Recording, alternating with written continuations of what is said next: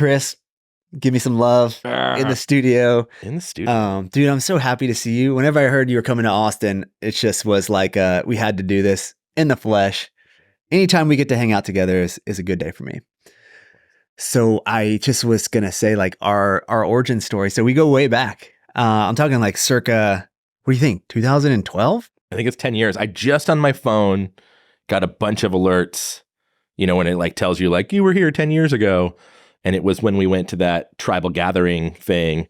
And like, I just got a bunch of those last week. I was going to send them to you guys. God. I should have, but like, I think the journey's a decade at this point. I think we've crossed that milestone. That's amazing. And we're going to talk about the tribal gathering because that's a really cherished memory that I have. And I'll tell you what I remember about it later on. But before we get there, let's see. I just was hoping that we could get our audience grounded in the Savory Institute, Allan Savory's history. Some people love him and know of him. Other people do not. So I just think that is a really fascinating point to start. Yeah, for sure. So 30,000 foot painting with a broad brush. You can guide me of wherever we want to drill down. Allan Savory is a person. We're not a catering company. The Savory Institute. He was a wildlife game land biologist, born and raised in Zimbabwe. Hated ranchers, and kind of had this epiphany moment that ranchers care about their land too. Went out to a piece of property and saw that some animals had huddled for shelter in a storm, and weeks later, that was the best looking part of that ranch. And he was like, what's happening here? And so that started him on a whole journey to understand animal impact. He actually spent decades trying to do it with wild game. And there was just too many pieces broken of infrastructure that had been put in place, human fences, all this human intervention that was kind of stopping the natural migratory patterns of game animals. And eventually just kind of succumbed to this idea that it's like, okay, these domestic animals can mimic the animals of old and heal landscapes, fit their role in that biological puzzle. And we can do that in a world that we've broken and still have this human civilization and human infrastructure that's disrupted a lot of that. So that was kind of his starting point. He then got into a journey that was really about what we would call today triple bottom line management. But it was this idea that if we don't proactively plan, we're not going to get to the outcomes we want. If you get it all into like chaos theory or human problem solving, working with nature is about as complex as you can get. So they talk about complicated versus complex. This is nonlinear, tons of variables. And he had this concept that it was like, okay, if we proactively plan and we plan on a larger scope, a larger context, that you might boil that down to three pillars of social, environmental, and economic. And that's what we would call today triple bottom line planning in the business world. That if we do that, we can help to work through this complexity, let our values rise to the top, and get the outcomes that we want. So that is the movement of holistic management. For decades, Allan was a consultant. He went all around the world, consulted for governments, consulted for individual ranches, and then started training students to be consultants in this concept. And everything in that 50-year history, Allan is 89 or 90 this year. I think in September he's going to be 90. So he's been at this a long time. Everything in that movement was our value prop was how to make ranchers more resilient. There was never a market play. There was never anything about like consumer engagement. It was just, if you work with nature, if you proactively plan, if you steward your land, we can make your business more productive and give you something better to hand the next generation. So that was kind of always what we were about. Savory Institute is the most recent iteration of that global work. There have been a number of things that Allan has started on different continents, but in his later years, he really wanted to do something that was globally orchestrated. So he created the Savory Institute in 2009, I believe, was when they actually incorporated as a nonprofit. And shortly after that, we came up with what we call the hub strategy, which is creating locally led and managed field offices to go and serve their local community, to take those proactive planning concepts and working with nature, but still move it into the socioeconomic political context of that region. And so hubs started getting started all over the place. And then, yeah, Allan continues to be polarizing in some sense. He, pretty frankly, pissed off a lot of academia early on when he just said, we cannot abandon livestock. We have no other option.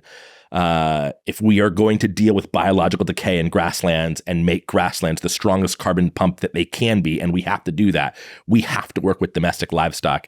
And that's just his archetype, his style, that like he had got there in his head and was just like, we don't have time to debate it. It's like, I've heard the analogy, like, if we don't know everything about the human heart, but if somebody walks in to an ER having a heart attack, we don't be like, oh, what kind of study can we run here? Like, we act. Sure. And he was really trying to mobilize academia to like, let's act on this. And he hit some roadblocks, and that's created some challenge to where people are polarized or think that he's like a lobbyist for like the meat industry, which couldn't be further from the truth. But yeah, that's kind of the history.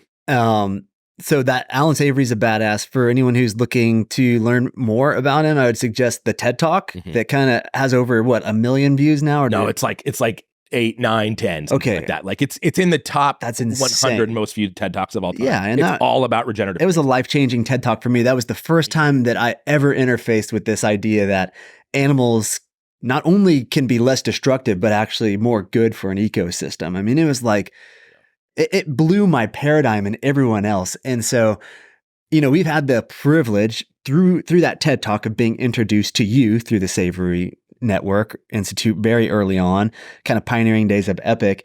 And I've actually got to go out to the Digongombe African Center of Holistic Management, hang out with Allan. He's a rough dude. I mean, you would never know he's 90. You have to have an amazing story about him if you've spent time with him. And I would just love to hear your most wild story. The most wild story I'm probably not going to tell on the podcast, but Allan is this, like, I call him the James Bond of ecology. So yeah, he spends half his time, he goes back every other quarter, kind of on average, between the US and Zimbabwe. He has this incredible ranch outside of Victoria Falls. So Victoria Falls, one of the most amazing wonders of the world. You fly in. If you're lucky, your route takes you over the falls, which is just beautiful. You land, you go 5 kilometers down the road, and the whole way as you leave the airport, everything you're looking at is just like trees and this like dark brown beach sand. Like if anyone's ever been to like Palm Springs or Palmdale or any of that like high desert in Southern California, it looks a lot like that, like Joshua Tree, like that kind of region. You see lots of trees, and then there's just like really, really sandy soil. And you're driving for whatever that is, like 10 miles. And you pull on to Dimangombe, to the Africa Center for Holistic Management. And all of a sudden, all around you, there's grass as tall as people. Like it's like 2 meter tall grass all over the place, which is so funny because when you go on the tour with Allan, he's like, well, this is still a fire dependent grass. Like we're not quite where we should be yet. It's just like such this like stark juxtaposition of just like, and you just palpably feel it like so absolutely quickly. And so Allan lives in traditional mud huts with thatch roofs, and just refuses to be, domesticated, if you will. Doesn't and wear shoes. Live in human civilization. Yeah. Walks all through the range, completely shoeless. My wife and I have been a number of times, and she works for Savory too. And when we first went, she was like, "Yeah, I've got like my Tevas on, like." I'm going to like go rock through the rangeland with Allan, and like her legs are just like bleeding by the end of the day. And she still has like a sandal on. Yeah. And he's just like walking around. He was probably like 85 at the time. And he's like poking at stuff with like a stick and just completely barefoot in shorts and just like. Could you imagine the calluses on those feet? I mean, when he's in the States, he leather. actually, so this is like the other use for a water trough. Other than a cold plunge, he fills it with gravel and like stomps his feet real hard in it to keep his calluses up while he's that's hilarious. Yeah. My thought when Katie and I first met him at his mud hut, he came outside and we had some tea around a campfire in the middle of the day, which was super cool with him and his wife. And he had just gotten stung by like these crazy red hornets that morning. And it looked horrible. I mean, it was like, does this guy need to go to the emergency room? How swollen his face is. And his wife was like, no, he gets stung by those every day. They're just like above his computer, and every now and then one will drop and fall on his face. And I'm just thinking like, this guy is some dude you don't want to mess with. You don't want to find him in the dark alley or something like that. Yeah, he went through the Zimbabwean wars, came up as a teenager at the end of World War II. He has seen some things. The James Bond thing is not that far of a stretch. Yeah, he's hardcore for sure. And on the wasp thing, I mean, he probably just doesn't want to kill those wasps. That's exactly. So he's like, well, this is me paying my rent to them. Like they picked my office, and like I guess I get stung every day. Like, 1,000%. That's what. That was like they're sharing space. They're co-workers. Classic Allan. Yeah, for sure.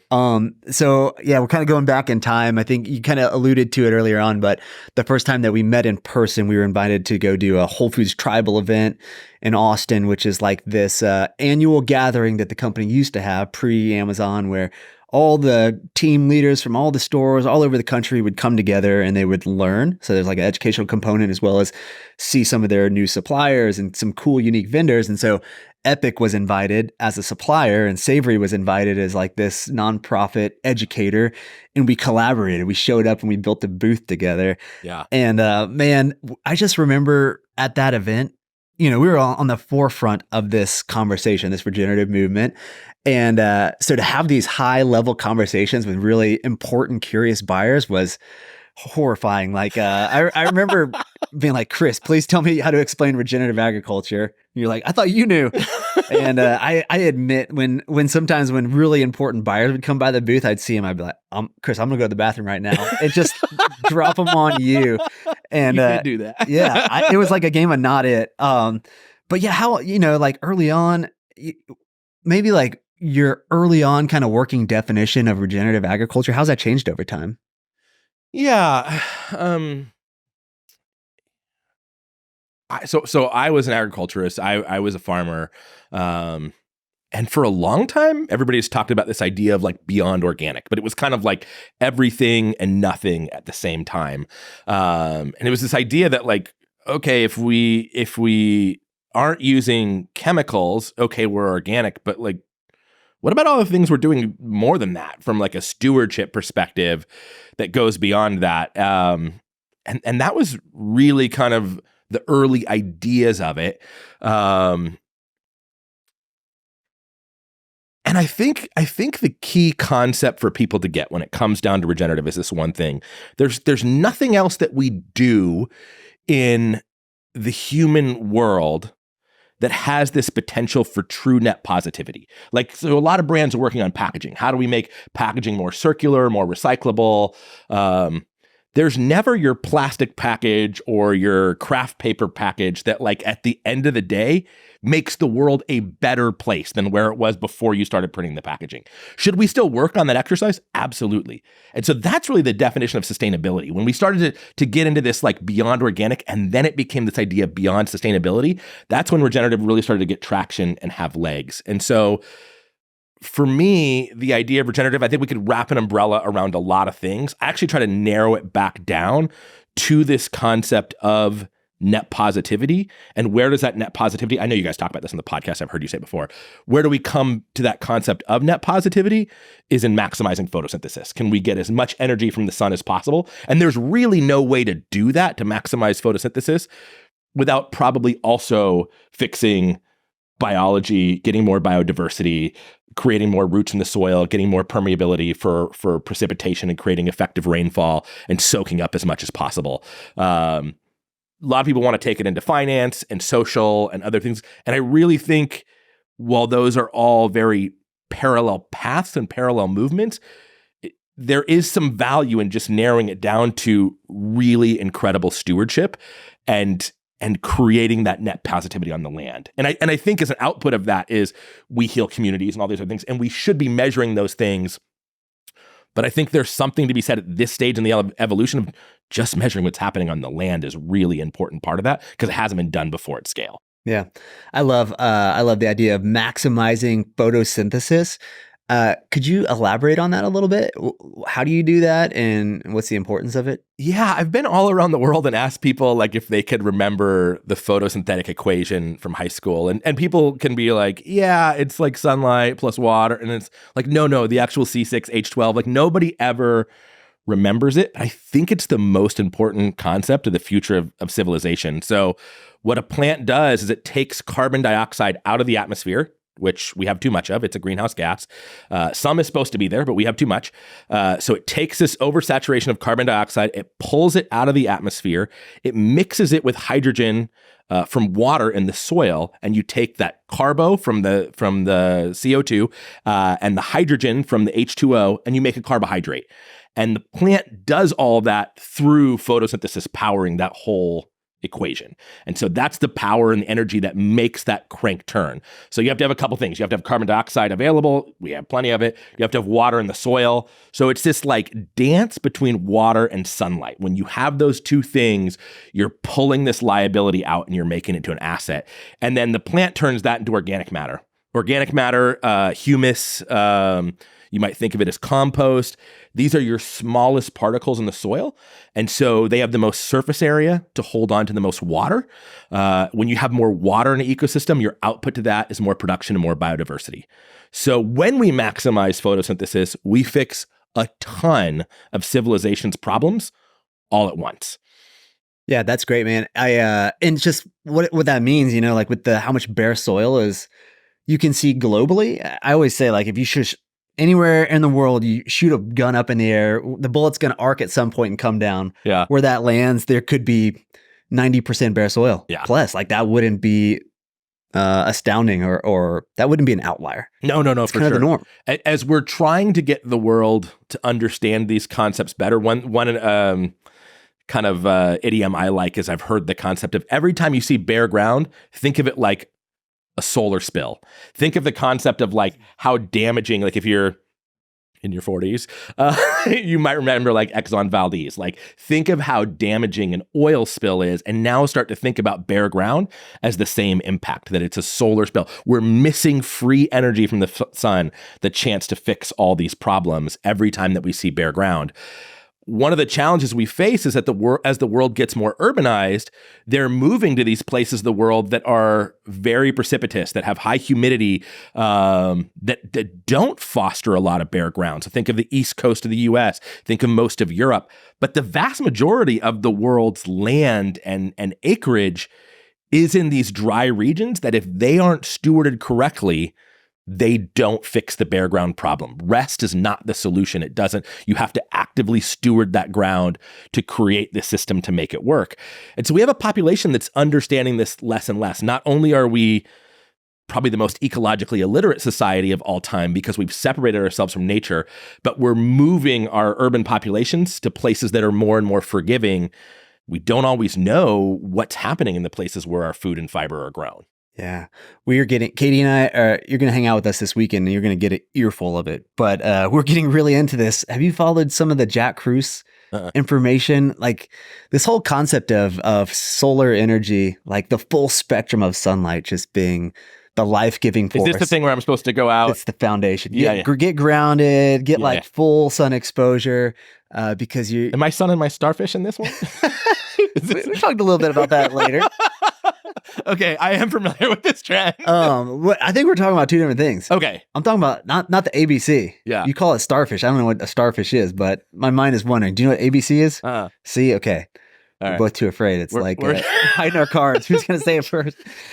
I know there's a population of people very interested in the solar spectrum hitting their genitals. Not that demographic. We're not going there. No, we're going more science-based, full how humans evolved. Which you're like, well, how did humans evolve sunning their ABC, their ass ball connector? Yeah, okay. And it's like my idea, maybe like when we were like primates, when we were like still quadrupeds, maybe our butts were in the air. I don't know. But so this idea that the sun is powering not only the solar energy system, like the carbon batteries that are creating fertility, the food we eat, but the reality that a third of the electrons or a third of the ATP that our body produces in the mitochondria, like our energy source, that comes from food. Yeah. So there's another 2/3. Where does it come from? And research is showing that it comes from direct sunlight. So it's wild to think that there's a gap there that we're just starting to bridge. We're like recognizing it in agriculture, but even for human health. So anyways, prepare yourself. I love, like, so this is, sometimes I think it's worth pointing out where like, even people on the cutting edge of this are hypocrites. And so I'm just going to share and be transparent, vulnerable. My initial thought when you said that is like, well, I love that my Apple Watch tracks how much time I'm in the sun. This is something I'm like trying to get better at. And then I'm like, oh my God, I'm wearing an Apple Watch as a way to like be in the sun more. Like, what level of just like juxtaposition are we in as like modern humans? We're very, very disconnected. Even to those of us that are actively, intentionally trying to be better. Yeah, it's a weird world. So we shifted from when we first started working together. We were a consumer packaged brand. You had the like Savory Institute hat on, and there was a moment where I think you had a shift, and maybe it was just gradually, but you started focusing more of your energy, what it perceived that you were spending more time with brands. Yeah. And then you evolved to create the Landa Market program. Yeah. And I want you to kind of be able to help people understand where Landa Market came from and how you became interested in the consumer side of the equation. Yeah. So prior to my time at Savory Institute, I ran a ranch in Northern California. Had worked on a number of ranches as ranch manager down to ranch hand. Did not grow up in agriculture. Just came to this over time. And like, I remember when I told my parents that were like in upper middle management at a Fortune 500 company, like, I'm going to be a rancher, mom and dad. And they were like, what are you doing? Like, this is such a mistake. I turned down what would on paper have been some cool opportunities to do that. But I had been part of this direct to consumer game. And the through line of my whole career has been about connecting the grower and the eater on shared values. And originally I thought that could only be done in like a really face-to-face, highly democratic, eyeball to eyeball, handshake to handshake way. And when I first came on board with Savory, so I'm like 40 years late to the movement.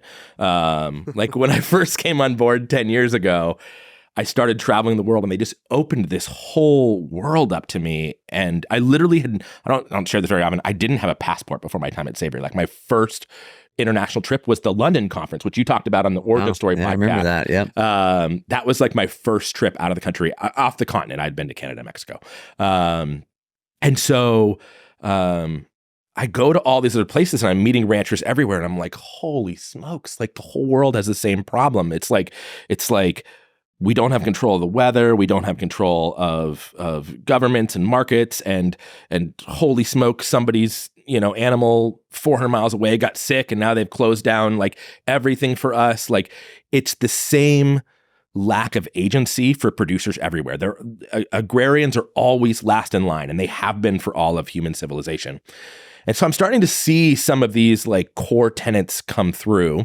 And for about 10 years of my career, even back when I was farming, I would get connected with brands and I would know farmers.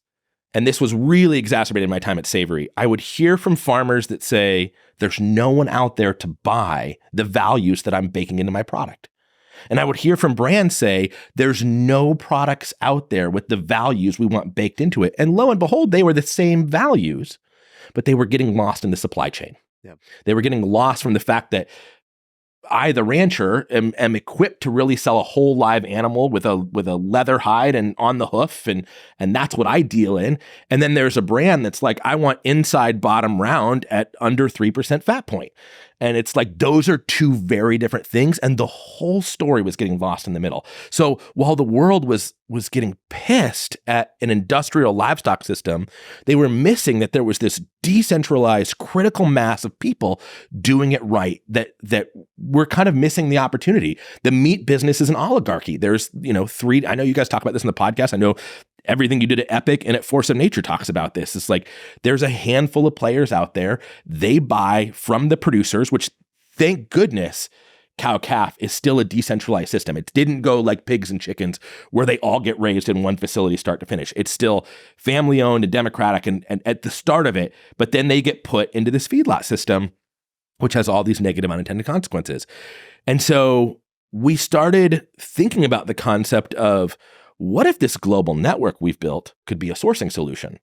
Well, knock, knock, knock, here you guys come. I still remember where I was sitting. I was at Tomcat Ranch in California when I got your email.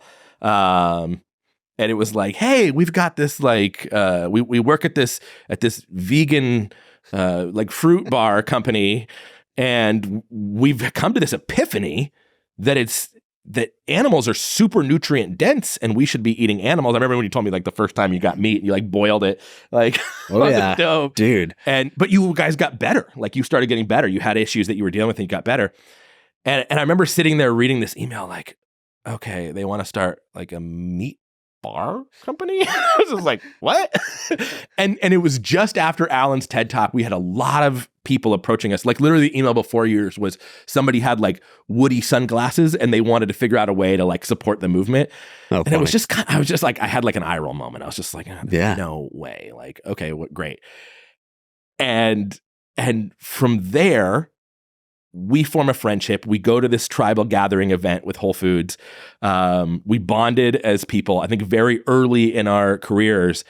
And you guys kept saying and kept pushing like, there's a market for this. There are people that care about this, and there's a way that we can change industry. We can change the way business is done. To steal directly from B Corp, businesses can and should be a force for good.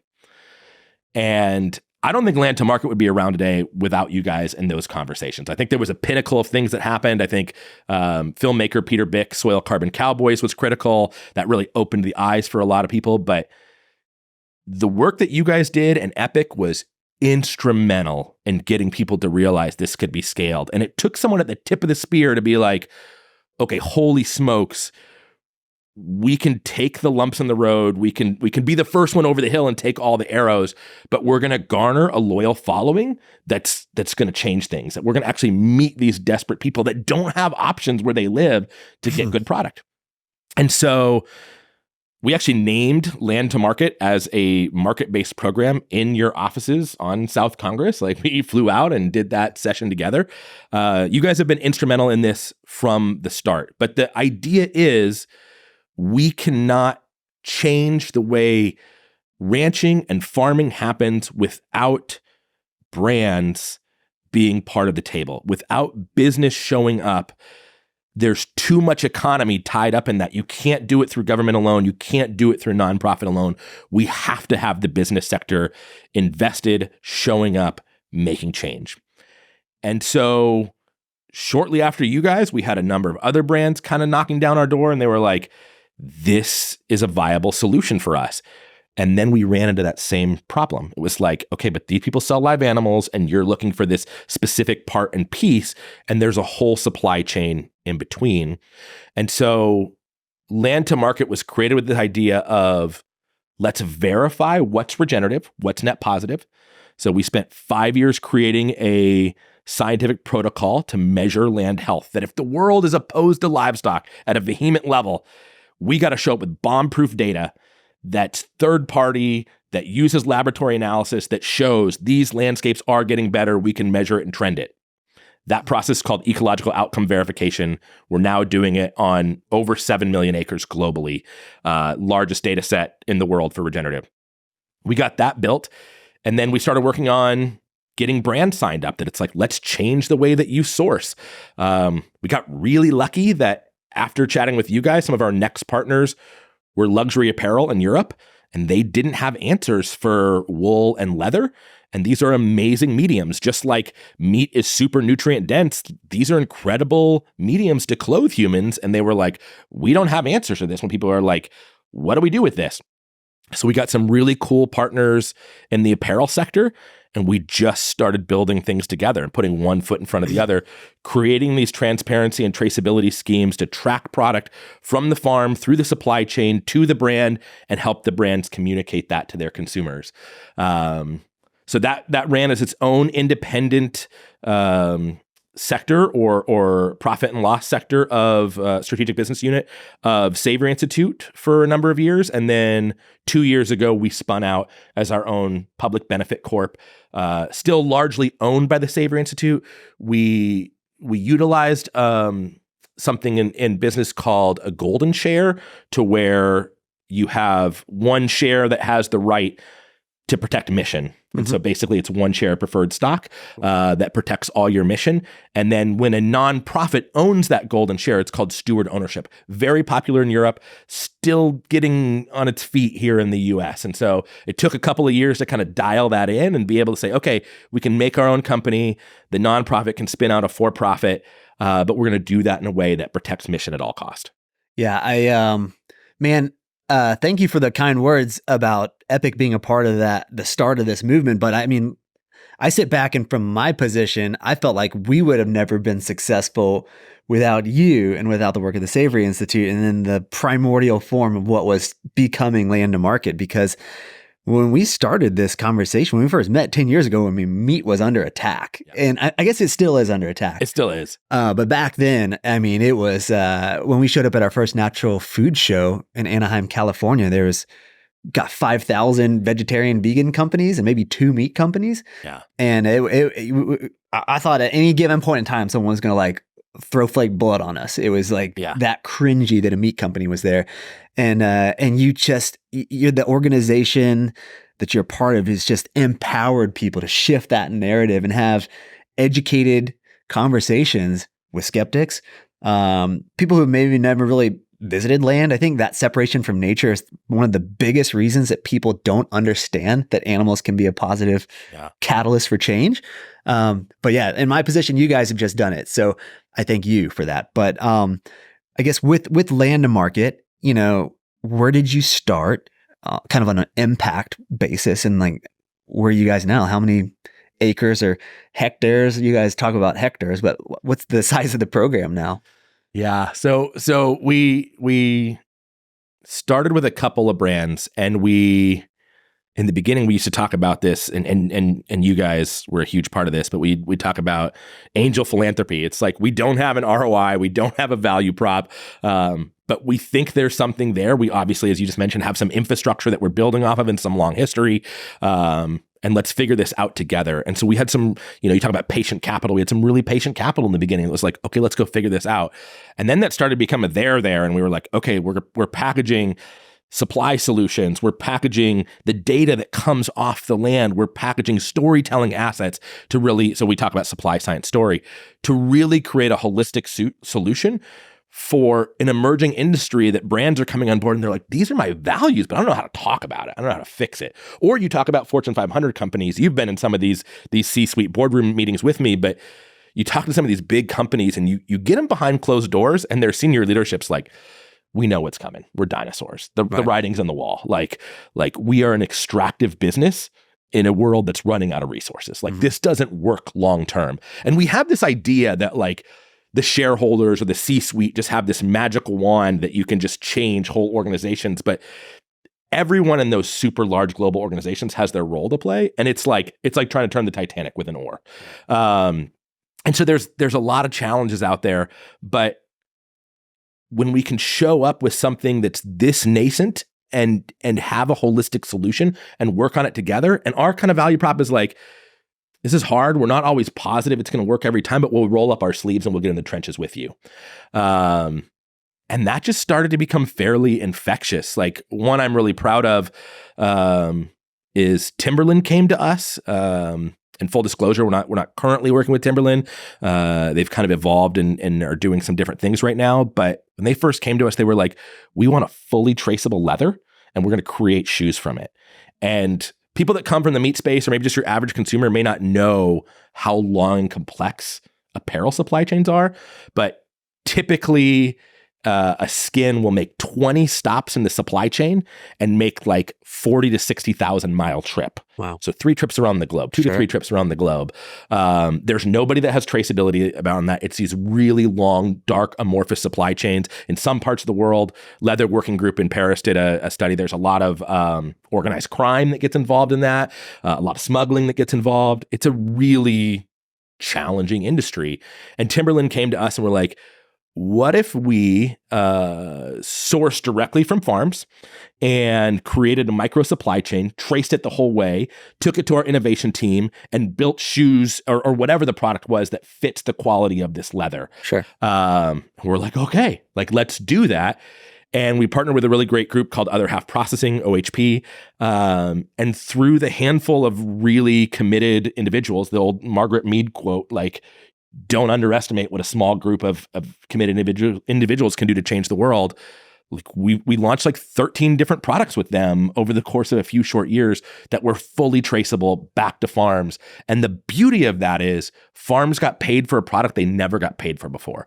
So when you take an animal to an abattoir, you typically pay a disposal fee on the hide and the drop. Right. And now we have a big global multinational showing up to like regional abattoirs being like, no, don't charge them the disposal fee.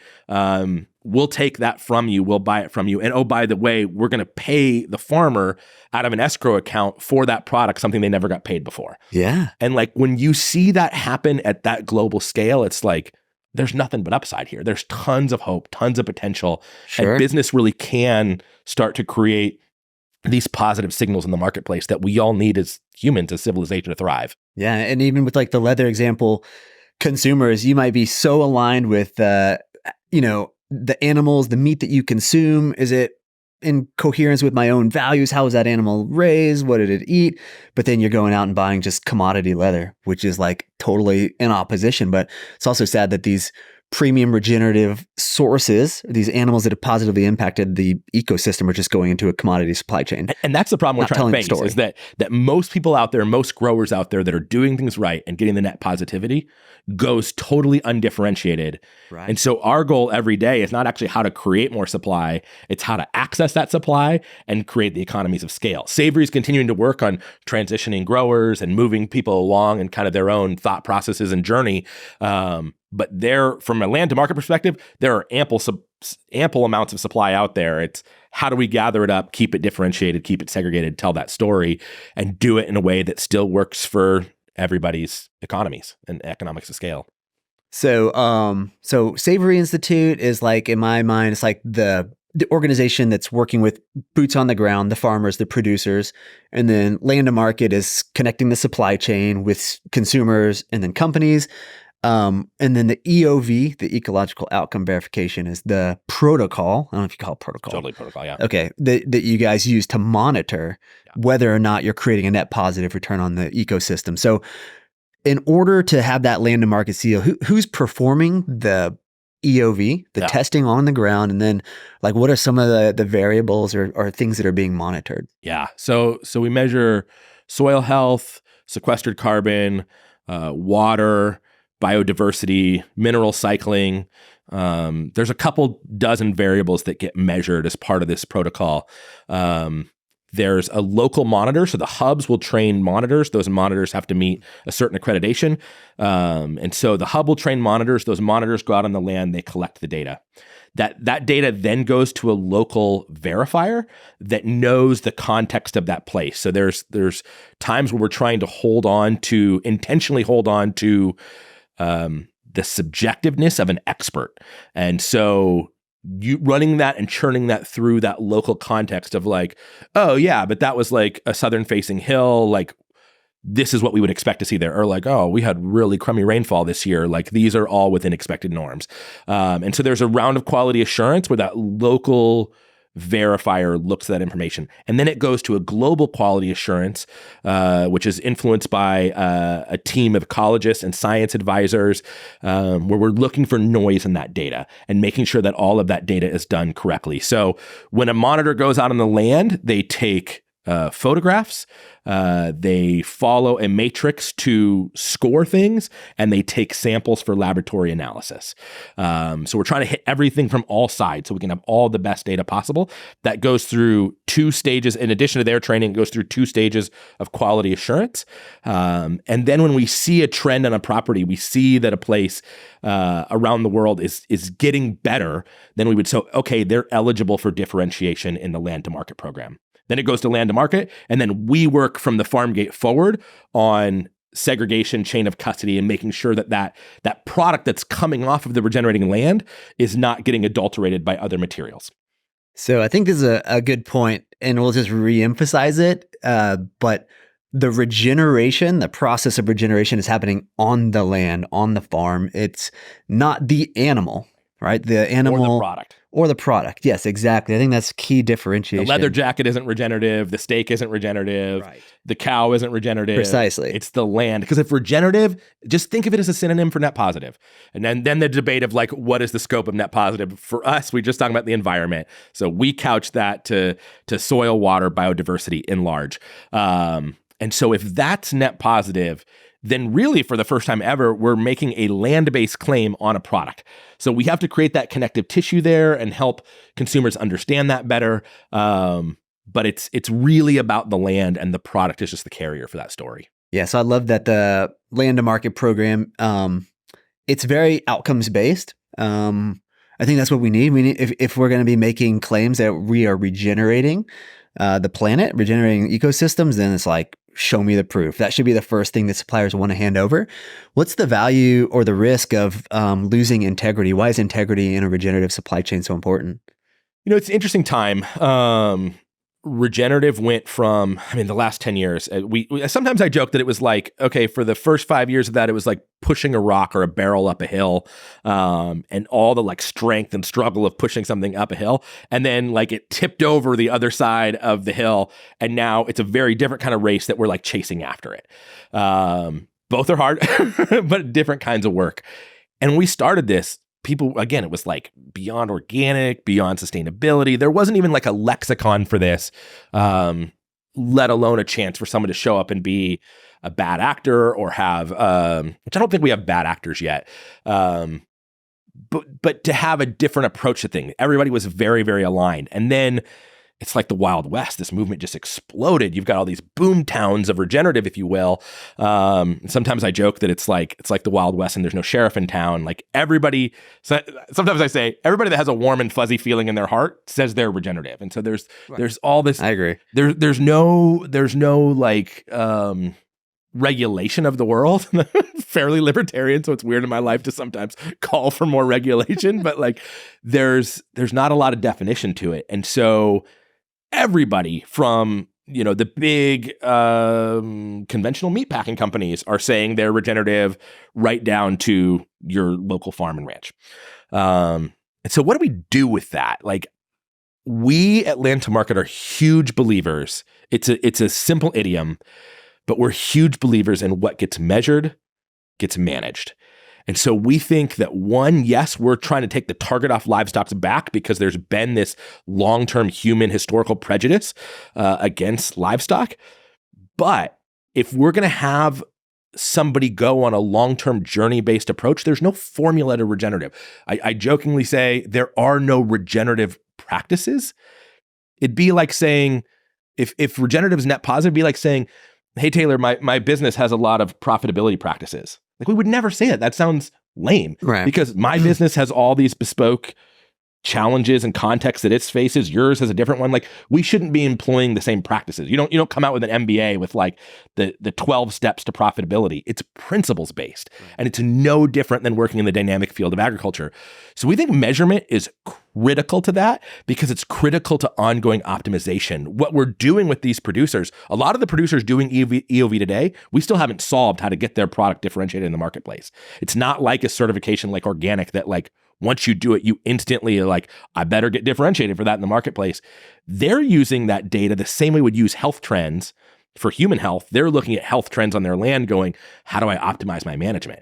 How do I get my blood pressure under control? How do I make sure that I'm getting all the nutrient density that I should be? They're looking at it as cycles and systems and optimization. And so that's why measurement is key. We have this a world that's emerging now that you've got grocery stores asking farm suppliers like, hey, do you feel like you're mostly doing the right thing? And they sign an affidavit and say yes, and that's the end of it. You've got kind of a middle ground there where people are saying like, are you doing these practices? Are you trying to keep the soil covered? Are you spreading compost? Are you spreading a certain kind of seed? Maybe that's like native seed or something like that. And then they're kind of equating that with regenerative. We believe the strongest thing for this movement is to measure each piece of land and trend it to itself. Don't compare it to the neighbors. Don't compare it to the worst one. We can always find somebody worse than us, other than whoever's the bottom of the pack. You can always find somebody that you're better than. And that's not the journey. The journey, just like your own human health, how do I make myself and my life better? And that's really what regenerative is about. I just can't find a way to do that without measurement. And that's kind of falling out of the space in the last couple of years that we're in this 10-year journey. We're now starting to see people take the easy path to a regenerative claim. Right. It's like they're going back to the default comfortable zone of something that the organic certification did, which is, it's like, how would you define that? It's like prescriptive in a way, right? It's like, check the boxes, and you do this. For a chemical-free no. program, that's probably a good thing. There's nothing wrong with something that's checkbox or practice-based, but for something as complex as regenerative, I really do think it's more of a 3.0 pivotal shift, and it has to be done on measurement. It has to be done on outcomes. Yeah. How do you describe, so I know you guys are really keen on leading indicators, whereas other programs look at maybe what you would call lagging indicators. Can you elaborate on the difference between the two? Yeah. So the world has a very strong carbon tunnel vision right now. Carbon is a new science. It's the new frontier. We know more about the surface of the moon than we do about the biology and soil food web under our own feet. And so there's a lot to be learned there. And so carbon measurement right now is pretty expensive. Some of the models and methodologies are still fairly shaky. There's a lot of debate in academia about how to make that better. So it's expensive to measure. It's hard to do. And it takes time to build is the key there. So a lot of people are like, oh, we'll just like carbon test everything. And Savory and EOV took a slightly different approach of like, what would be the earliest indicator that would see we're trending towards an outcome like carbon? And so as part of our outcome-based measurement on an annual basis, we're looking at leading indicators. So leading indicators like how much bare ground do we have? How much insect life are we seeing here? How much diversity in species are we seeing show up? These are all things that are easier to measure, timely to measure, allow the producer to make pivots and optimize along the journey of getting more carbon in the soil and sequestering more carbon. So we measure both the leading and the lagging, but the leading indicators don't get talked about enough. I think this is where Savory is kind of an IP platform and the holder of a scientific protocol. In that data set, as it gets bigger and bigger, we're going to learn more and more about those leading indicators, and that's going to be a real competitive advantage. But I think that part gets missed in this whole movement of how do we optimize our health? Like, going to my example of my Apple Watch, like my Apple Watch is telling me things throughout the day and it's changing my actions. Right. If I wait for my annual checkup or my every 5 years physical, like I'm not getting the feedback loops to change my behavior. Yep. So that's the importance of a leading indicator. Yeah, I was thinking like, what's the human analogy for kind of how we think about leading and lagging indicators with ecosystem health? And I don't know, like maybe a leading indicator would be how often you're exercising, or like your lifestyle, how much time you're spending in the sun, your stress levels, things like that would represent overarching. If those are functioning, it's assumed that the system is the organism that we are is working at a higher level. Yeah. For like lagging indicator, like you said, it's like you're going into your blood panel once a year, and then you're getting those results, and it's like, how am I doing, doc? Like, how's my diet been? So we're doing it once a year right now for EOV. And there's been nothing that existed like the annual checkup. The goal is to eventually get to where this is like the continuous glucose monitor of land health. Yeah. And so where we have real-time, everyday data mixed in with an annual checkup, you talk about a 1-2 punch, like that's pretty powerful at that point. That is. All right. Do you want to get a little controversial? I love controversy. Maybe it's not going to be controversial. But we always go through this exercise in our mind, and I just want to hear your thought. And I know early on when we were working with you guys and talking about Landa Market, we were like, where do monogastrics come into the equation? And that was like such a polarizing, I mean, almost like take your gloves off, whoever you're talking to, it might start throwing punches. But yeah, how do, monogastrics, what, like holistically, the nuances built in there, how is that differentiated from a ruminant animal? Yeah. So I'll just take one step out from that. So I know you've got a super educated listener base, but A monogastric is a single stomached animal. A ruminant is a multi-chamber stomached animal. So you've got ruminants, and then in between there's a thing called a hindgut digester, which is what rabbits and horses are. But you've got some animals that have multiple chambers of their stomach to form a symbiosis with bacteria to break down cellular matter, predominantly in grass. So grass eaters tend to be ruminants because they can't break down that thick square cell wall that's in the grass. Monogastrics are like pigs and chickens that kind of sit in this in between. They hang out in grassland, but they come from woodlands and jungles. Pigs are woodlands in their origin. Chickens are jungle. And so they come from a more forested ecosystem where there's a lot more diversity and they're not just eating the grass. So there's been some great movements because honestly, the monogastric industry was further behind. It's a little crass, but I use the statement that monogastrics will go from semen to cellophane of the finished package, often at the same facility. So from breeding, raising the animals, harvesting the animals, and then maybe not meat cutting, but it makes for a good hyperbole. But it's a pretty vertically integrated industry. Certainly, those animals would not like leave a very small radius in their lifetime to go all the way from that start to finish. Most of that happens all of that happens in a very industrialized setting, from breeding all the way to finished goods, and that's the part that's the challenge. So when players first came on the scene in the meat space, it was like, let's put those animals back on grass. Let's put them back into a meadow setting. So you had pasture-raised pigs and you had pasture-raised chickens. But they were bringing in outside feed for those animals. A TDN, a total digestible nutrition ration, was being brought in for those animals. The economics get real challenging when we have a consumer base. The consumer drives a lot on perception. I remember when I used to work farmers markets back in the day. So this is 10 years ago. No, like 15 years ago. Customers would walk up and be like, $5 for a dozen of eggs? No way. Give me that $18 a pound ribeye. Sure. And they dropped like $90 on ribeyes, but we're pissed about $5 eggs. Yeah. And like, if you look at it nutritionally, like that's way more complete protein in the egg than the ribeye, even though I love both. Yeah. Like I'm not picking one over the other. But like dollar for dollar, like if you can't afford this movement, like start with eggs. Like it's a easy way to go. But that consumer perception is such a challenge. And we have that on these, what do we call white meats?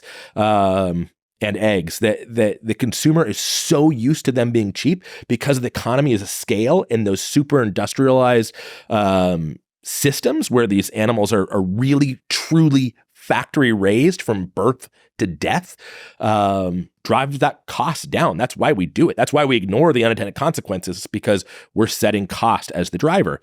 And so when we get animals out on the land, it's a huge first step. It's an amazing, monumental change.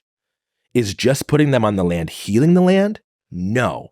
I don't think we should throw sustainability out. Not making a landscape worse is awesome. Right. Like humans mostly make it worse. Like we should still celebrate sustainability. But there is this place where regenerative goes net positive, and most monogastrics don't do that because the amount of time it takes to move those animals around in symbiosis with the growth of the grass is not economical. The labor costs are too high. Sure. And so we just don't see a lot of regenerative monogastrics. It's not impossible. There are places that are doing it. It's still very boutique and small scale. And it's the kind of places where you show up and it's a $40 chicken. Like that's where you get a whole bird that's $40 or whatever. I mean, people might be listening to this 10 years from now. That might sound cheap because in my head I said 25 and because that's where it was 10 years ago when I was selling them. Yeah. But it just gets real expensive. And so when you're going direct to consumer, yeah, you could probably create a market from that. When you're trying to sell that to a brand that's making broth or putting meat into a stick or a snack, it's very, very challenging to do that at cost. And there's so much demand from the consumers. Why do those players that have figured out want to sell it wholesale? So it makes it really tricky. So I think when we're holding brands accountable, being okay with sustainability in monogastrics is great, and regenerative on ruminants, because we have this decentralized cow-calf production system around the world, it is still small and diversified and democratic, and individual ranchers and family farms can say, hey, we're going to do it this way. And the economics aren't so far away from the comparison that the consumer has to make this huge leap to get there. The kind of the other thing that I think of with the chicken example, or any of the monogastrics too, it's like, where's the food coming from? Off farm, and it's typically grown in a very industrial, extractive way that no one in their right mind would say is regenerative. It's degenerative. And so it's almost like until we fix that supply chain, it's going to be really challenging to overcome that, because yeah, like you can say, well, these monogastrics are making my land better. Like maybe you can move them enough at a boutique scale, but like, what are they doing off farm? And how does that equation holistically add up when you hold yourself accountable? Yeah. And I generally, as a mission, I don't think we are going to make it. And I'm not saying this is what you're doing. It just reminded me of this, but like, I don't think we're going to make it without celebrating all farmers. So even the farmer that's out there planting Roundup Ready soybeans and spraying glyphosate on that, I don't think that they have malice of heart for their land. Like, I think they're trapped in a similar oligarchy, a very challenging situation. The government policy has been get big or get out, and this is where they are. And they tend to be very dynamic, smart people to be able to keep up with all of this. If we're going to convert the whole world to the amount of regeneration we need all of those ranchers and farmers and dynamic agrarians at the table, the ones that are super tip of the spear, all the way the ones that are like super conventional that we might say like are evil. Like I don't like that mantra. But when we get to these monogastric facilities, they're not even ranchers or farms. They truly are factories, and the industry is heading further into that space to where, like, I've seen egg facilities where there might be, insert stupid large number here, like number of laying hens in that building. It might be 5 or 6 stories tall and 3 people work there because it is 100% automated. Like there's conveyor belts just pulling the eggs out. There's automated augers that are running the feed in. There's like AI pluckers that are pulling dead birds out of the cages.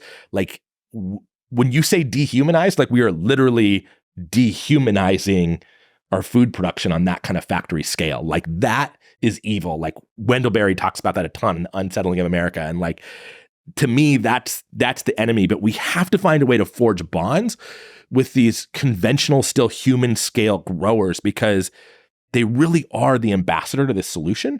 And we have to find a way to meet them where they're at and move them along on a journey. And if we're throwing rocks at them, it's really hard to go up later and shake hands and be like, what can we do together? Exactly. Yeah, it's like the David and Goliath, the alternate version. So instead of slaying the monster, the giant, it's like reaching out the olive branch and showing them the way, guiding them to a better solution, a better outcome. Yeah, and I think it has to be done in a collaborative way, not like a hubris. Like, we've already got there, come along if you want to, but like... Yeah, not at all. Right? Like, I know you're not suggesting that, but like so again, I travel a lot for Savory. When I first showed up to the country of Turkey, I was introduced to this community on the Asian side of the country, and it was these farmers, and they were like, we know we're making our land worse, but like we have bills to pay. We don't know what to do.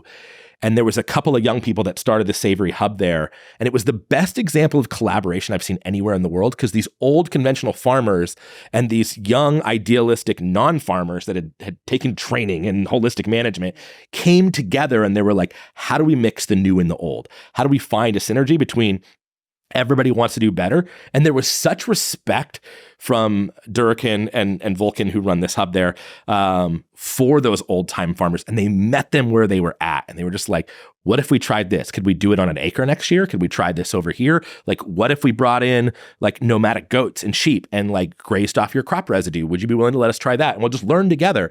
And it was so beautiful. Like it literally, when I think about it, and like I've been back to that community and seen how much it's flourished, like it literally brings me to tears sometimes. Like, it's just that collaboration, I think, is what the world needs. Like, we have to find mutual respect. That's so cool.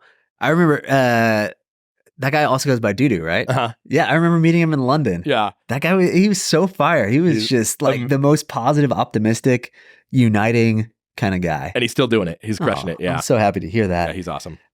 So I think one of the problems in this space is that we started in this position where we're coming like from a defensive kind of barrier, just assuming that the narrative is animals are bad, or specifically cows are bad, ruminant animals are bad. And so that's how we're like approaching the conversation. It's like almost from like this defensive tactic. But I don't think we're really celebrating and singing the praise of the fullest potential and the beautiful creative capacity of a regenerative ruminant animal. And so like, what does that look like? Like for you, like, you know, if it's source, if it's God, if it's just evolution, how did ruminant animals become engineered to have this regenerative potential? Like, what are some of the things that they do? I think, and guide me if you want to go deeper in this or go to a specific, but I think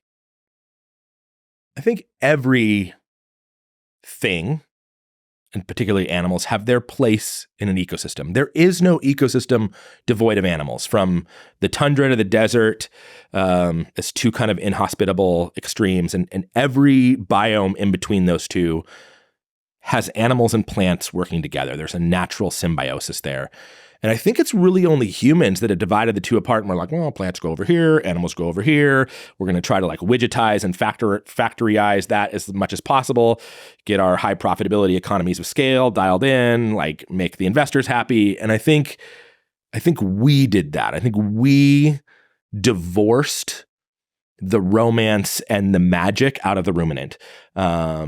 And just getting them back on the land is a huge step in the right direction. And then realizing there's this lifetime. It is, I'm using some bucolic and like romance words because that is what it is. There's this lifetime life journey to go on of like, I'm going to learn what it's like to dance with this herd and move them around to the right place at the right time for the right reasons, and create the right behavior to get the outcomes that I want to see on this land, to steward it.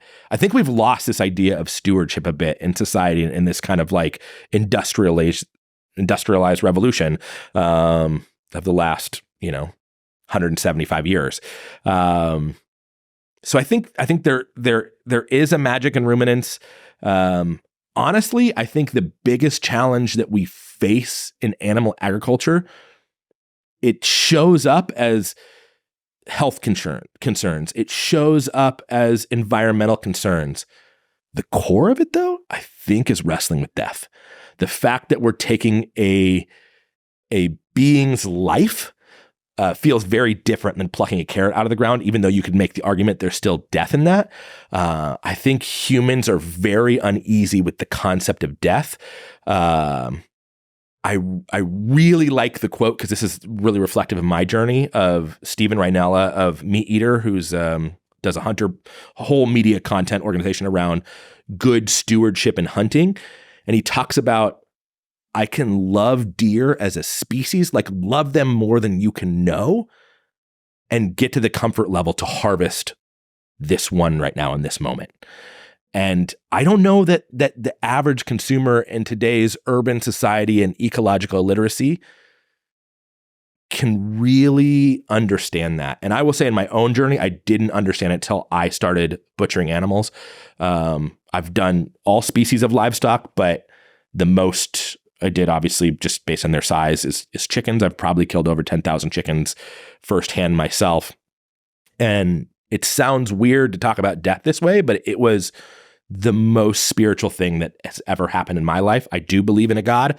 But taking an animal's life and being the actual force to drain that life from the animal really helped me see that Western civilization has a focus on how many number of days we can have and very little on the quality of days. And you see the way that our elderly are cared for, and it's just like, keep them alive at all costs. But for what? Like, we spend almost none of the dialogue on, are people thriving? Are they happy? Are we taking proactive health strategies? And to me, that's so much of what this regenerative movement embodies, is like, let's celebrate the quality of life of the animal and worry less about maximizing number of days, because that's what we're doing with our human civilization. And we're trying to project that on the animals. If we don't have eaters, nobody out there is going to raise these animals out of charity. And if they're not being raised, they're not on the land. And I already touched on the point that, like, just letting it rest and letting wild animals do it in a modern human world doesn't work.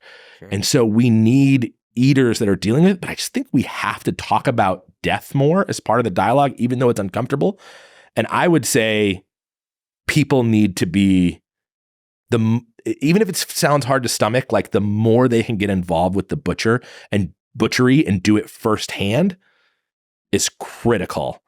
And I know you guys have done that out at Rome. I'd love to hear you talk about any of those experiences people have had, not to turn the table back on you, but we're doing one tomorrow, man. If you weren't doing a South by Southwest conference panel, you'd be out there with us. But yeah, no, they're spiritual moments where people recognize that they're connected to something that's so much greater than themselves. And this whole concept of love, I've had to spend a lot of time thinking about it too, because it's so strange to say, well, I love my animal that I just harvested. That's very jarring for most people. But in English, we have like this kind of single definition of love. But like, I love you, but I also love my wife. I don't want to have sex with you. Pretty different. But I want to have sex with my wife. So it's like, and then like, I love my children. I love my dog. I love my bicycle. So like, love can mean slightly different things. And like, we're one of the only languages that kind of like, we just massed it all into one. Yeah, like lumped it into one category. And so, yeah, I think there's something there that's really interesting to explore. But I think like the whole criticism of, well, how can you love an animal and take its life? Like the most glaring, obvious point of separation is like, well, what would you rather me do? Not love this animal and take its life? You know, like not have reverence for it, not have a relationship with it. So I kind of like put that back on them. Yeah.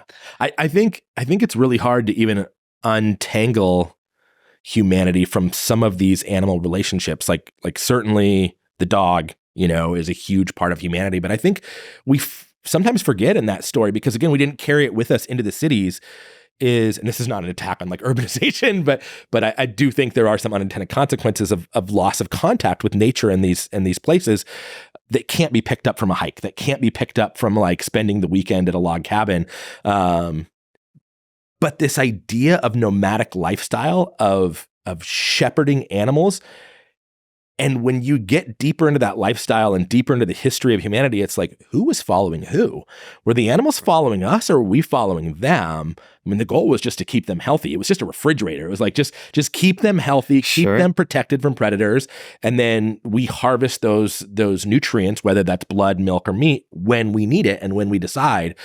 But there's such a symbiosis there. I have an auroch, which is Bos primigenius. So it's the precursor to Bos taurus and Bos indicus, which are the two modern breeds of cattle.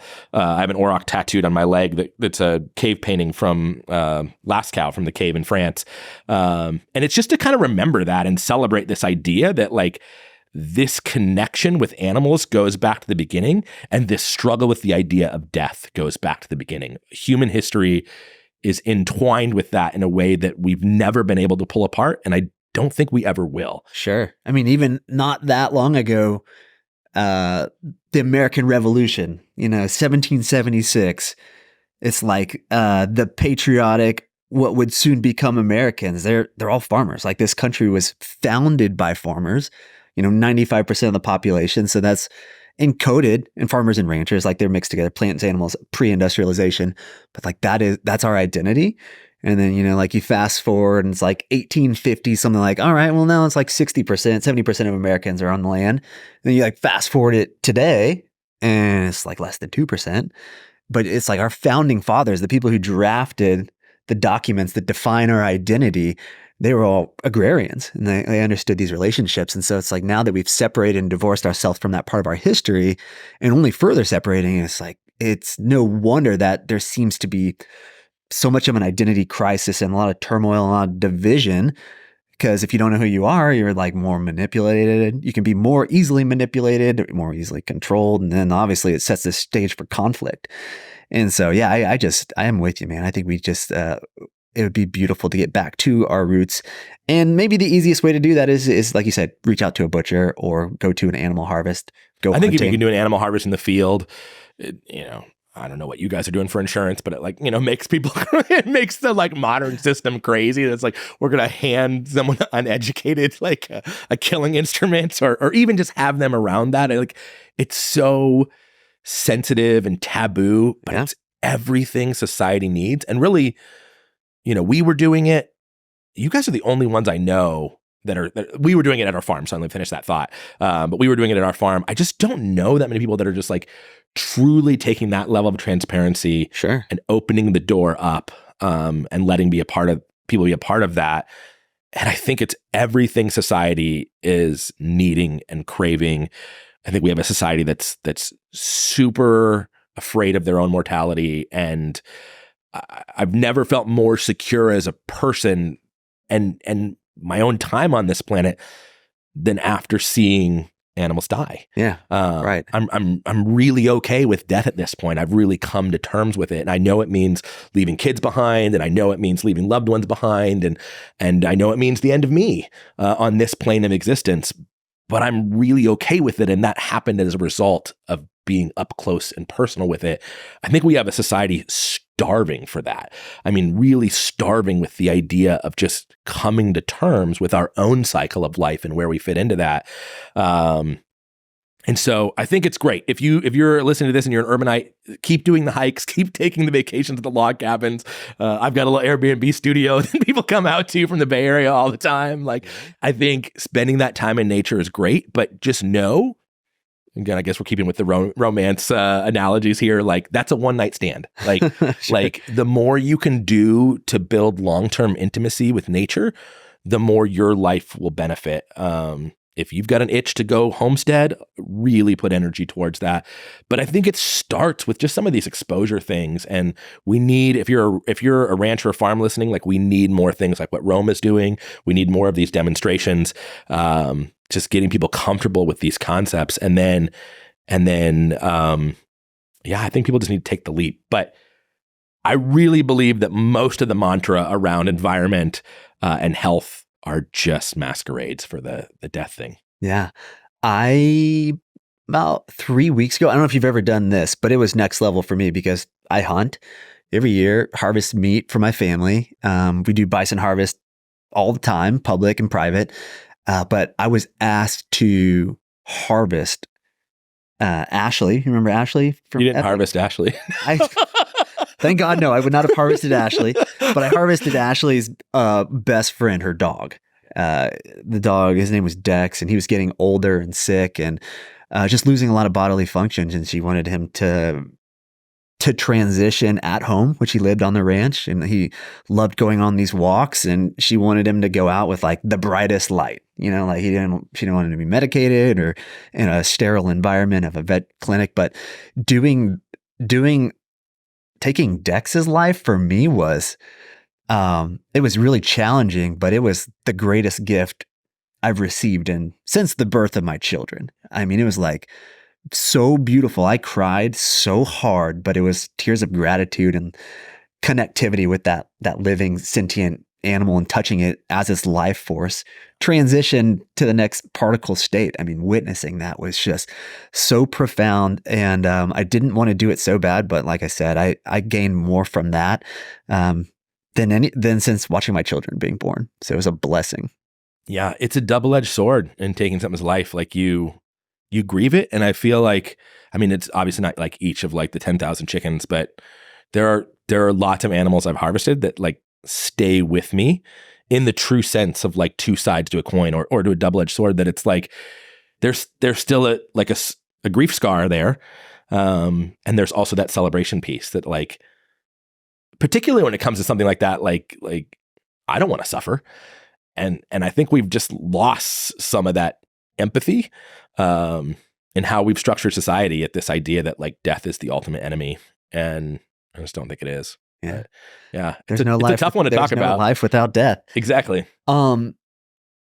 Getting slightly back on track, even though I love getting off track with you, we, at Force of Nature, we're very much in the camp of regeneration is important at a global scale. This is bigger than us in Central Texas. This is bigger than the United States. This is a global movement. Yeah. Savory Institute, maybe we actually inherited a lot of those genetics from you guys, or like learned so much from the wisdom that the Savory Institute and Landa Market is a global organization. But I think that can be a little bit triggering, a little bit polarizing for domestic producers who are pissed that, thinking maybe Americans shouldn't be importing grass-fed beef, or beef in general, regenerative beef. Can you talk a little bit about some of the nuances there in that conversation? Yeah, I mean, I think I feel like I almost even have to start just like with some blanket cover fire of I love America, I love this country. I'm proud of this country, and I'm proud of our agrarian roots. I come from a place of growing on this special soil on this special continent that we all in this room live on and are trying to help steward. And then in my work with Savory and traveling the world, part of that epiphany was like, we can't fix one country and lose the world. And so it would be nice to think like, oh, like everybody just fixes their own thing and it'll all magically work. I know there's no way to talk about this without some people being like, that's like a globalist political agenda, and like move it into like really hyperbolic fringes. And that's, I hope you can hear, that's not what I'm saying or where I'm going. You, the listener, I know, I think Taylor knows this.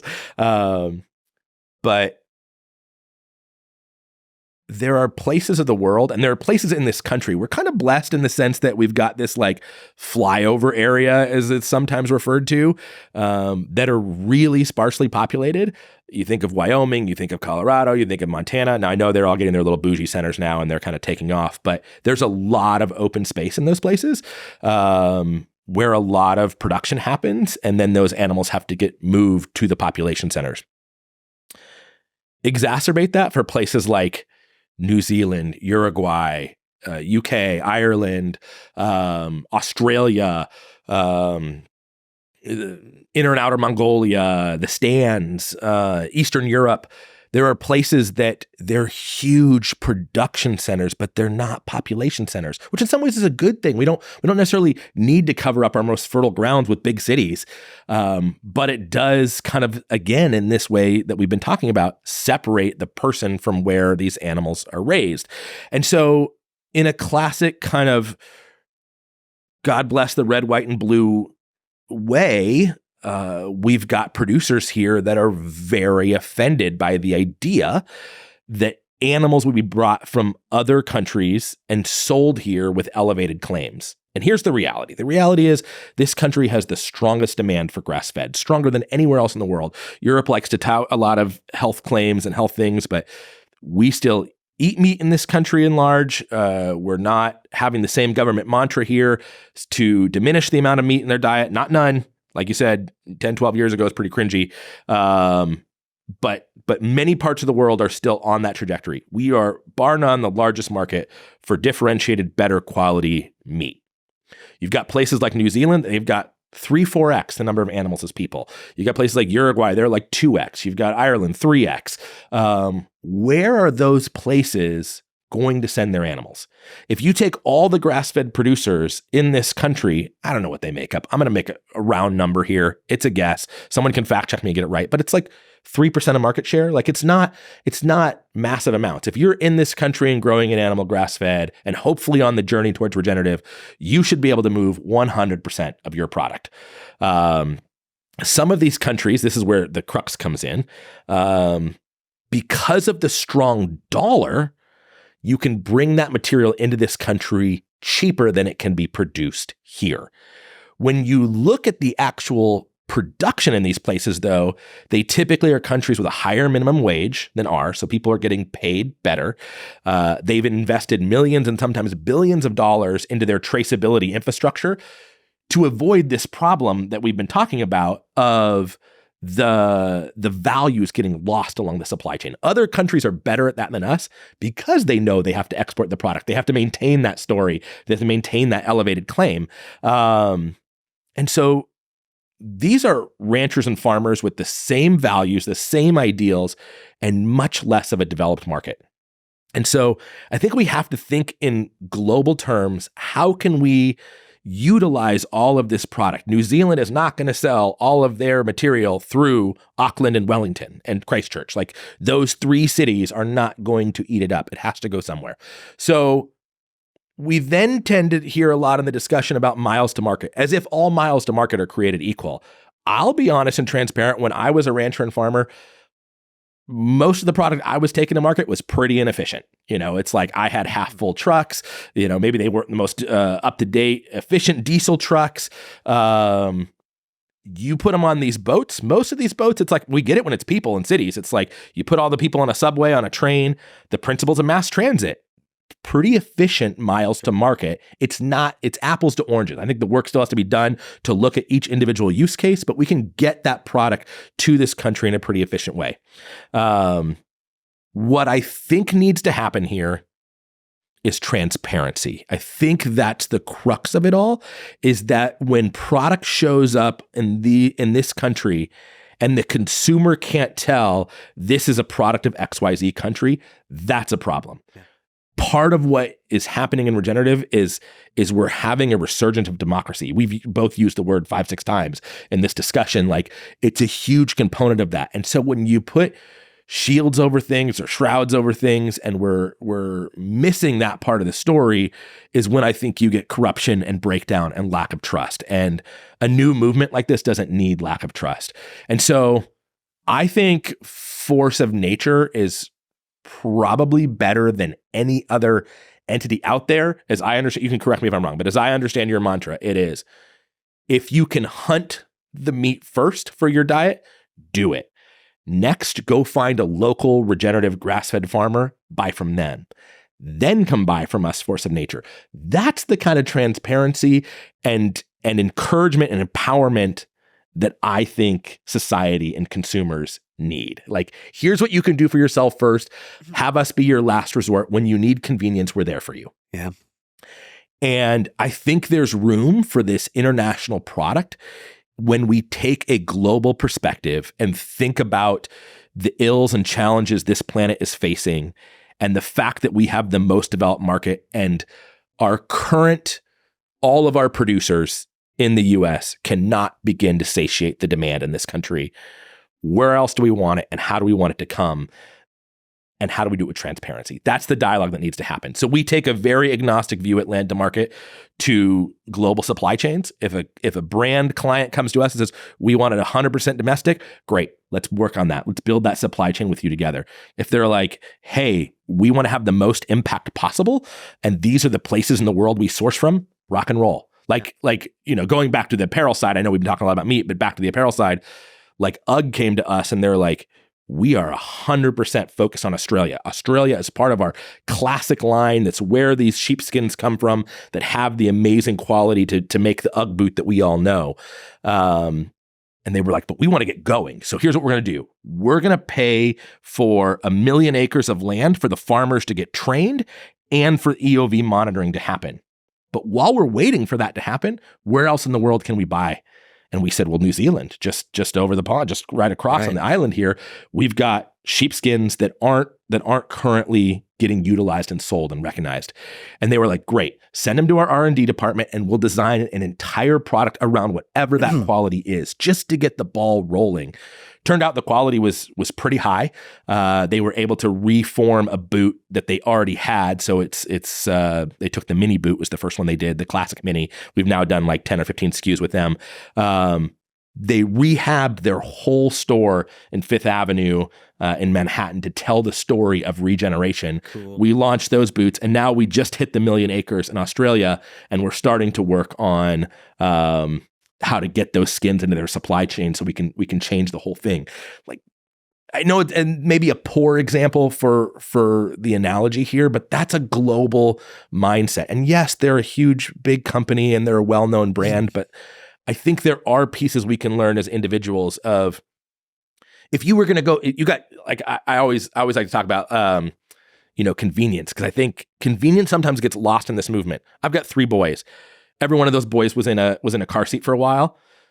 when you got kids in a car seat, like a drive-through is not the devil. I do not want to get out of the car, like tote the thing in, or like, always have to have the cooler chest packed that we're like eating out of mason jars in the car. Like sometimes I just want a drive-through. If I'm going to a drive-through, would I be okay with this being an international product with all of my values and elevated claims being a part of it, and I don't have to get my kids out of the car? For sure. That's the only way that works in a fast food setting, though, is going to be an international option. Otherwise, they're just going to say, no, we're going to keep buying feedlot because we can't afford this ultra premium product that consumers are mostly paying for firsthand direct from the grower. They don't need to sell to us wholesale. So they're not going to sell to us wholesale, which means we can't compete. It's a $35 burger at this point now, or whatever the item is, a burrito. Yeah. And so understanding that each of these channels has a place and that all miles to market aren't created equal, I think it's just something we're just going to have to wrestle with. But the key to it all is transparency. Be honest about what they're doing. Yep. And then let the consumer decide what fits their values. Yep. I think there's like the slow food movement was so hyper local focused for a while, and where there's this like illusion sometimes that local is better than global. And that's just like, for me, I mean, like specifically for me where I live, like would I rather spend my dollars supporting someone within my community that has a feedlot that's contaminating our water table, that has all these unintended consequences that are like hyper local to my family impacting me? I probably don't want to subsidize that system. I don't want to support that system to continue to prosper. So like, I am good spending my dollars somewhere globally that aligns with my values. That's the way I see it. More simple than not. But with Savory, with I guess Landa Market specifically, as you guys are reaching kind of critical mass with the supply chain at a global level in a really good, transparent way, what's next? What's version? I don't know what version you're on, 3.0, 4.0? Yeah, sometimes it still feels like 1.0. No way, you're way beyond that. No. 1.0 was like I heard this in your origin story podcast, and I lived it alongside you guys on a parallel path. Like I know some of those stories firsthand, but just like, gosh, sometimes the things that you think are going to be so easy are so hard, and the things that you think are going to be so hard are so easy. Like it's just, it's just the lumps in the road of starting something from scratch and from new. I think supply chain was huge for us. And so to have a critical mass now on meat, wool, and leather, dairy, we work in dairy. We tend to work with operations that are pretty small, pretty boutique. We have Kelowna and Alexander Dairy that are doing Landa Market, couple others here and there globally. But it takes a really special, dedicated set of individuals to make dairy work. We could get into that another time. But we've got large and small scale supply chain solutions on meat, wool, and leather. That's game changing. Now we need to go to the retailer. A lot of people want to start with the retailer. Retailers are behemoths. We started with brands and supply chains and creating a synergy there. Brands sometimes have a little bit more freedom of movement, sometimes a little bit more margin on what they're doing to be able to create creative solutions. You go to a retailer, they're used to being pitched all day long. Their margins are super small, and it's just a dog-eat-dog world of market share. So very sharp elbows. So you go in with hey, we could change the world together kind of pitch, and they're like, no thanks. Yeah. And so having the economies of scale and being able to meet these regional buyers from the grocery stores chains, whether they're conventional or natural channel, being able to meet them in the economics they have to work with is a real turnkey. And so we're really turning the heat up on that right now.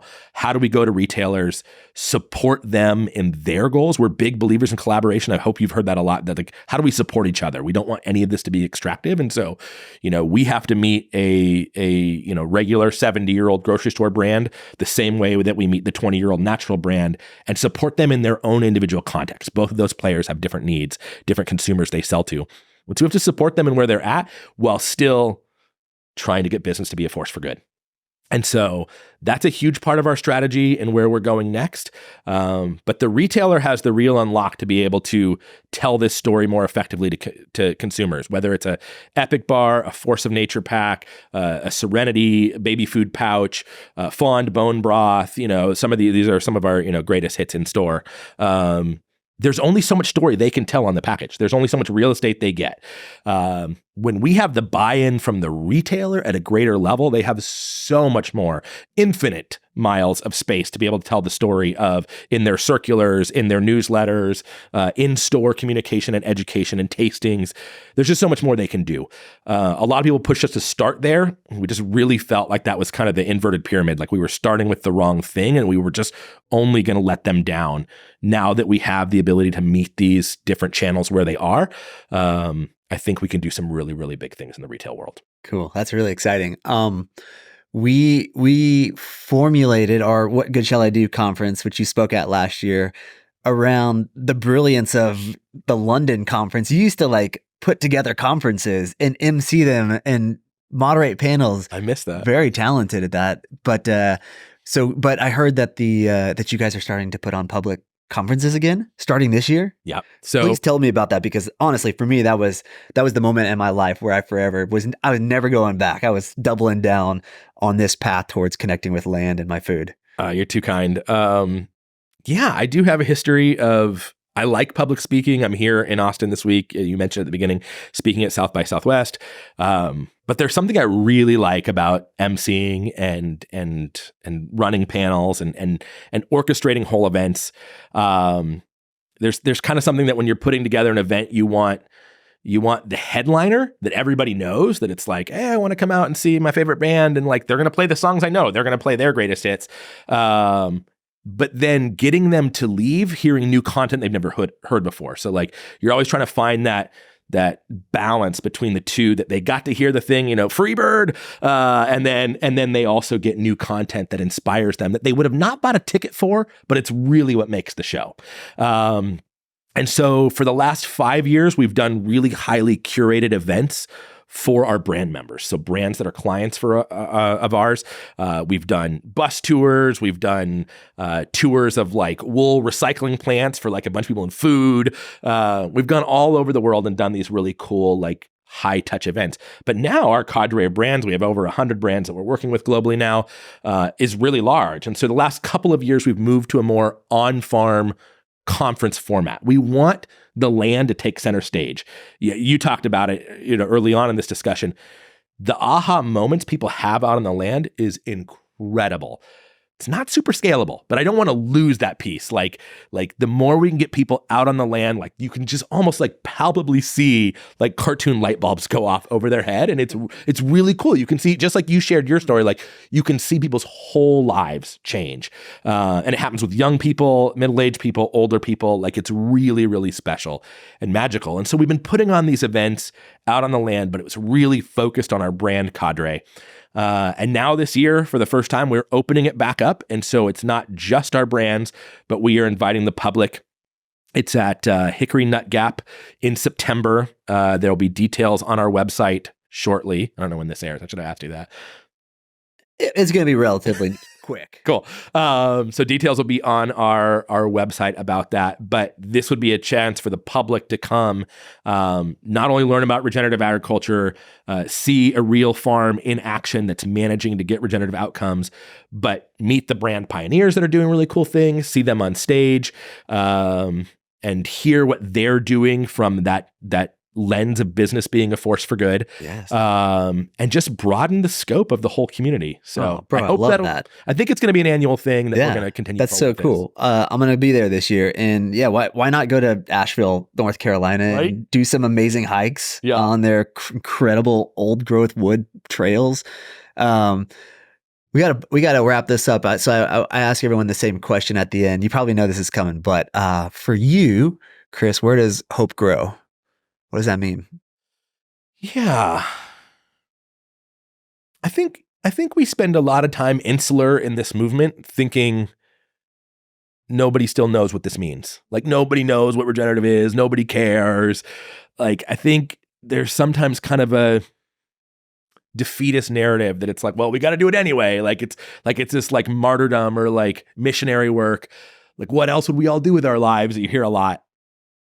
I think we're blowing something up. Like I think incredible things are happening. I can't tell you how often I was wearing an Epic shirt on Rainy Street last night and like a gal was like, I know what that is. Like, how are you part of it? And like, it just started this like dialogue and conversation. And I think more people know about this than we give credit to or are fully acknowledging. And I think there is tons to celebrate. If everything I'm doing at Landa Market and the incredible team that works with me, if all of that fizzled out tomorrow, there is a momentum and energy already happening that I think is unstoppable at this point. I think we are on a paradigm shift. A tipping point is happening.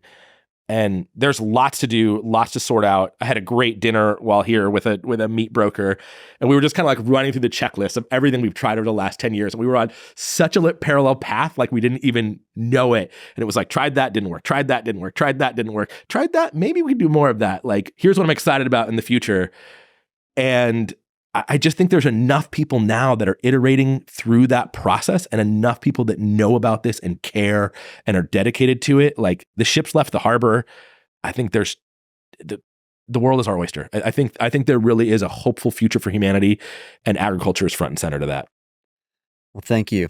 That was beautiful. Thanks for everything. Thank you for your friendship, for your guidance, for being a light of hope in Katie and I's life. And I look forward to, I don't know how much longer we're going to live. We're probably going to live 40, 50 more years. So maybe we'll do. We brought it back to death. Maybe we'll do another one of these, and we'll be like old men on a porch, just talking about all of like our greatest hits. I want that so much. Let's be old men on a porch. Let's do it. Be like, get off my lawn, but support regenerative. Telling the grandkids, the great grandchildren about these exciting times in humanity. So, anyways, it's always a pleasure, and I look forward to hanging out with you the next couple days. Likewise. Love you, man. Yeah, you too.